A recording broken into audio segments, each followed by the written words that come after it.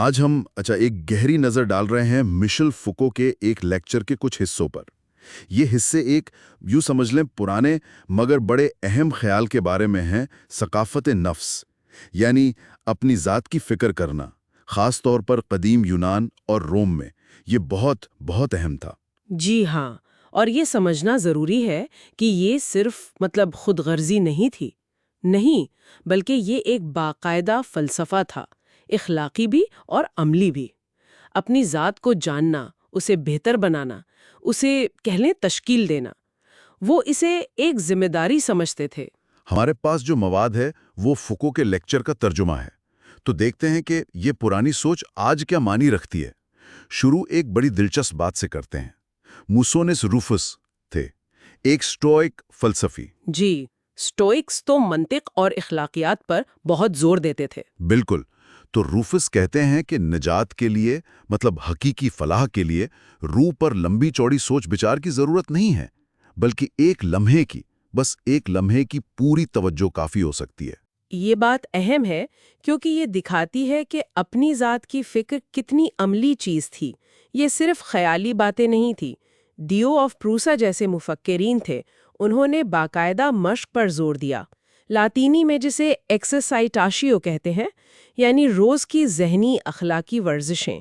اچھا، اور ساتھ میں اناکوریسی بھی، یعنی کچھ وقت دنیا سے الگ ہو کر تنہائی میں غور و فکر کرنا۔ تو یہ کوئی ایک بار کا کام نہیں تھا، مسلسل چلتا رہتا تھا؟ گیلن نے تو کہا تھا، جو مشہور طبیب تھے، کہ اچھا انسان بننے میں زیادہ وقت لگتا ہے ایک ماہر ڈاکٹر یا وہ زبان کا ماہر بننے سے بھی زیادہ۔ بالکل صحیح۔ اس سے اندازہ ہوتا ہے کہ وہ اسے کتنی سنجیدگی سے لیتے تھے۔ اور ایپیکٹیٹس کو دیکھیں، وہ بھی اسٹوئک تھے، غلامی سے آزاد ہوئے تھے، وہ تو اسے عملی آزادی کی بنیاد کہتے تھے۔ عملی آزادی کیسے؟ ان کا خیال تھا کہ خدا نے ہمیں اپنی ذات سونپی ہے، ایک امانت کے طور پر، تو جب ہم اپنی فکر کرتے ہیں، ہم ذمہ داری نبھا رہے ہوتے ہیں، اور اس طرح ہم آزاد ہوتے ہیں، بلکہ وہ کہتے ہیں ہم خدا کی طرح ہو جاتے ہیں۔ خدا کی طرح؟ جی، کیونکہ خدا کو اپنی ذات کی فکر کرنے کے علاوہ اور کچھ نہیں کرنا ہوتا۔ یہ خود کو مسلسل بہتر بنانے کا، تازہ دم کرنے کا عمل ہے۔ یہ سمجھنا آج کل تھوڑا مشکل ہو سکتا ہے۔ آج نفس یا سیلف کا مطلب کچھ اور ہی لیا جاتا ہے۔ فوکو یہ فرق بتاتے ہیں۔ قدیم زمانے میں ثقافت نفس کا مطلب آج کی طرح وہ صرف اپنی نفسیات کا تجزیہ کرنا نہیں تھا۔ نہیں، بالکل نہیں۔ زور اس بات پر تھا کہ نفس کا خود اپنے آپ سے رشتہ کیسا ہے، ایک فعال اخلاقی رشتہ۔ جی، اور دلچسپ بات یہ ہے کہ فوکو کے مطابق اس پرانے تصور میں دوسروں کے ساتھ رہنا، سماجی تعلقات، یہ خود تک پہنچنے کا ایک ذریعہ تھا، تنہائی نہیں۔ اچھا، یہ تو مسیحت کے تصور سے کافی مختلف لگتا ہے، جہاں اکثر دنیا چھوڑنے کی بات ہوتی ہے۔ ہاں، وہاں نفس کشی پر زور زیادہ ہے۔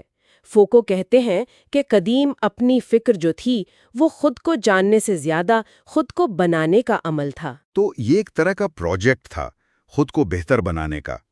فوکو کا یہ بھی کہنا ہے کہ یونانی فلسفے نے وجود سے، سائنس نے علم سے، اور رومی ثقافت نفس نے خود اپنے آپ سے ہمارے اخلاقی تعلق کو شکل دی۔ جی بالکل، اور یہ کوئی بعد کے زمانے کی زوال کے دور کی بات نہیں ہے، اس کی جڑیں بہت پرانی ہیں۔ فوکو تو اس کا آغاز افلاطون کے مکالمے السیبیادس سے بتاتے ہیں۔ السیبیادس۔ جی، جہاں سقراط نوجوان السیبیادس کو سمجھاتے ہیں کہ سیاست میں آنے سے پہلے تمہیں اپنی فکر کرنی چاہیے۔ اچھا۔ یہاں تک کہ اسپارٹا کے لوگ جو سخت جان مشہور تھے، وہ بھی پیسے یا طاقت کو اپنی ذات پر ترجیح نہیں دیتے تھے۔ اور سائرس اعظم کی مثال بھی ہے کہ فتح کے بعد اس نے ساتھیوں کو سلطنت سنبھالنے سے پہلے اپنی فکر کرنے کو کہا۔ لیکن پھر یہ روایت کمزور کیسے پڑ گئی، اگر اتنی اہم تھی تو؟ فوکو اس پر بھی بات کرتے ہیں۔ وہ کہتے ہیں کہ رومی سلطنت کے آخری دور میں جب سماجی اور سیاسی نظام کمزور ہونے لگے، شہروں کا انتظام بگڑنے لگا، فوکو پانی کی فراہمی کے نظام کے زوال کا بھی ذکر کرتے ہیں، شاید ایک استعارے کے طور پر۔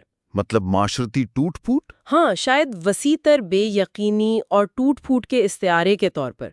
تو اس ماحول میں اپنی ذات کی فعال فکر کرنے کا یہ کلچر بھی ماند پڑ گیا۔ سماجی استحکام نہ ہونے کی وجہ سے شاید لوگوں کی توجہ انفرادی خود سازی کی عملی شکلوں سے ہٹ گئی۔ تو اگر ہم پوری بات سمیٹیں تو قدیم دنیا میں ثقافت نفس صرف وہ علم اکٹھا کرنا یا بحثیں کرنا نہیں تھا، بلکہ یہ ایک مسلسل عملی کوشش تھی، ایک بہتر، زیادہ اخلاقی اور زیادہ آزاد انسان بننے کی۔ آپ نے بالکل ٹھیک کہا، یہ صرف اپنے بارے میں سوچنا نہیں تھا، بلکہ اصولوں، روز کی مشقوں اور کبھی کبھی استاد یا دوست کی رہنمائی سے اپنی ذات کو باقاعدہ بنانا تھا، بہتر کرنا تھا۔ یہ خود پر ایک مسلسل کام تھا۔ تو آخر میں سامعین کے لیے ایک سوال چھوڑ جاتے ہیں۔ قدیم زمانے کا یہ فعال طور پر اپنی فکر کرنے کا تصور جو خود کو بنانے پر مرکوز تھا، یہ آج کل کے سیلف امپروومنٹ، مائنڈ فلنس یا خود شناسی کے جو نئے خیالات ہیں ان سے کتنا مختلف ہے؟ کیا ان میں کوئی جوڑ ہے یا پرانے تصور میں کچھ ایسا تھا جو آج ہم شاید بھول گئے ہیں؟